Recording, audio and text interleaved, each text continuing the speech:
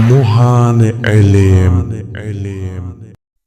মুহররম মাসের 10 তারিখ কারবালার ময়দানে ইমাম হোসেন রাদিয়াল্লাহু আনহু স্ত্রী লোকদের কান্না থামিয়ে কুফাবাসীদের উদ্দেশ্যে বক্তব্য দিচ্ছেন।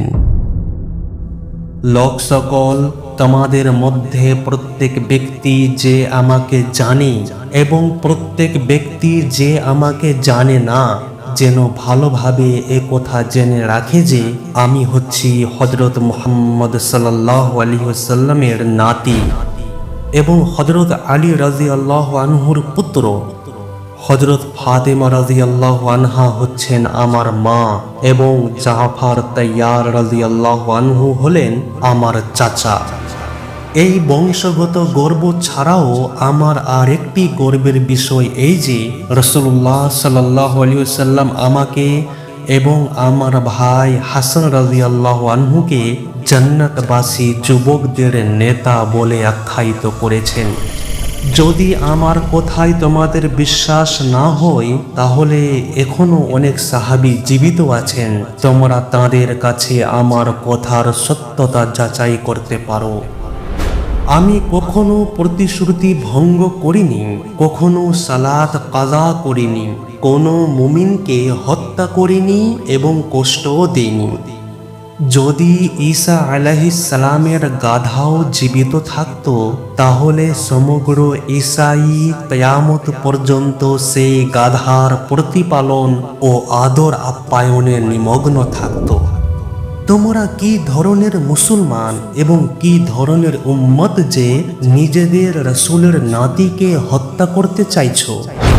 তোমাদের না আছে আল্লাহর প্রতি ভয় আর না রাসূলের প্রতি লজ্জা শরম। আমি যখন সারা জীবনেও কোনো লোককে হত্যা করিনি, তখন তো এটা পরিষ্কার যে আমার উপর কারো কোনো কিসাস নেই। তাহলে বলো, তোমরা কিভাবে আমার রক্তপাত বৈধ বলে নিয়েছো? আমি দুনিয়ার সমস্ত ঝগড়া বিবাদ থেকে পৃথক হয়ে মদিনায় রাসূলুল্লাহ সাল্লাল্লাহু আলাইহি ওয়াসাল্লামের পবিত্র পদদ্বয়ের নিচে পড়েছিলাম।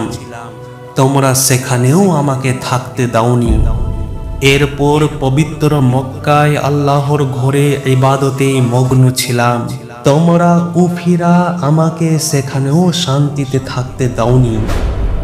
তোমরা আমার কাছে অনবরত চিঠিপত্র পাঠিয়েছ এবং আমাকে বলেছ তোমাকে আমরা ইমামের হকদার মনে করি এবং তোমার হাতেই খিলাফতের বায়আত করতে চাই।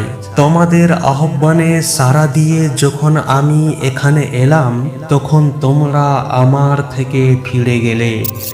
এখনো যদি তোমরা আমাকে সাহায্য না করো, তাহলে তোমাদের কাছে আমি এতটুকু চাই যে আমাকে তোমরা হত্যা করো না, বরং স্বাধীনভাবে ছেড়ে দাও, যাতে আমি মক্কা অথবা মদিনায় গিয়ে নিজেকে ইবাদতে নিমগ্ন রাখতে পারি। বাদ বাকি আল্লাহ তাআলা ফয়সালা করবেন কে এই দুনিয়ায় নেই ও সত্যের উপর ছিল আর কে জালিম ছিল। তাঁর এই বক্তব্য শুনে সবাই নীরব নিশ্চুপ, কারো মুখে কোনো কথা নেই। অল্প কিছুক্ষণ পর হযরত ইমাম হোসেন রাদিয়াল্লাহু আনহু পুনরায় বললেন, আল্লাহর শকর যে আমি তোমাদের উপর হুজ্জত পূর্ণ করেছি, অর্থাৎ যুক্তি প্রদর্শন করেছি, এবং তোমরা এই ব্যাপারে কোনো অজর পেশ করতে পারোনি এবং কখনো পারবেও না। তারপর তিনি বেশ কয়েক ব্যক্তিকে একের পর এক নাম ধরে ডাকেন। হে শিবদ ইবনে রিবঈ, হে হাজ্জাজ ইবনুল হাসান, হে কাইস ইবনে আশআস, হে হুর ইবনে ইয়াজিদ তামিমি, হে উমুক, হে উমুক। তোমরা কি আমার কাছে পত্র লেখনি? তোমরা কি আমাকে এখানে জোর করে ডেকে নিয়ে আসোনি? আর যখন আমি এসেছি, তখন তোমরা আমাকে হত্যা করতে উদ্যত হয়েছ। এই কথা শুনে সবাই বলল, আমরা আপনাকে কোনো পত্র লিখিনি এবং কুফায় আসার আহ্বানও জানাইনি। তখন হজরত ইমাম হোসেন রাদিয়াল্লাহু আনহু চিঠিগুলো বের করে পৃথক পৃথকভাবে পড়ে শুনিয়ে বললেন, এগুলো কি তোমাদের চিঠি নয়? তারা এবার বলল, আমরা আপনার কাছে পত্র পাঠাই আর না পাঠাই, এখন আমরা প্রকাশ্যে আপনার প্রতি আমাদের অসম্মতি জ্ঞাপন করছি। একথা শুনে ইমাম হোসেন রাদিয়াল্লাহু আনহু উটের উপর থেকে নামলেন এবং ঘোড়ায় চড়ে যুদ্ধের জন্য তৈরি হয়ে গেলেন। বিপক্ষ দল থেকে এক ব্যক্তি তাঁর মোকাবিলার জন্য বেরিয়ে এলো, কিন্তু তাঁর ঘোড়া এমনভাবে কুঁচকাতে শুরু করলো যে সে ঘোড়ার উপর থেকে পড়ে গিয়ে সঙ্গে সঙ্গে প্রাণ হারালো। এই অবস্থা দেখে হুর ইবনে ইয়াজিদ তামিমি সামনে ঢাল ধরে ঘোড়া দৌড়িয়ে একেবারে হামলার ভঙ্গিতে ইমাম হোসেনের দিকে এগিয়ে এলো, কিন্তু তাঁর কাছে এসেই ঢাল ফেলে দিল। ইমাম হোসেন জিজ্ঞাসা করলেন, তুমি কি জন্য এসেছ?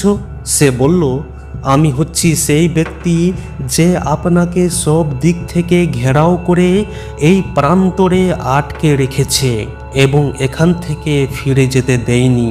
আমি আমার এই ভুলে প্রায়শ্চিত্ত করতে গিয়ে এখন আপনার পক্ষ নিয়ে কুফিদের মোকাবিলা করব। আপনি দোয়া করবেন যেন আল্লাহ তাআলা আমাকে মাফ করে দেন। ইমাম হোসেন রাদিয়াল্লাহু আনহু তাঁর জন্য দোয়া করেন এবং এতে সে খুবই আনন্দিত হল। সুবহানাল্লাহ। যুদ্ধের ময়দানে অপরাধীদেরকে ক্ষমা করতেও ইতস্তত বোধ করতেন না। ইনি ছিলেন হযরত হোসেন রাদিয়াল্লাহু আনহু। প্রিয় দর্শক, এরপর শুরু হলো রক্তক্ষয়ী কারবালার যুদ্ধ, যা আমরা আগামী পর্বে ইনশাআল্লাহ শ্রবণ করব। ইসলামের বাণী শেয়ার করে ছড়িয়ে দিন ঘরে ঘরে। লাইক করুন, কমেন্টস করুন এবং চ্যানেলকে সাবস্ক্রাইব করে পাশে থাকুন।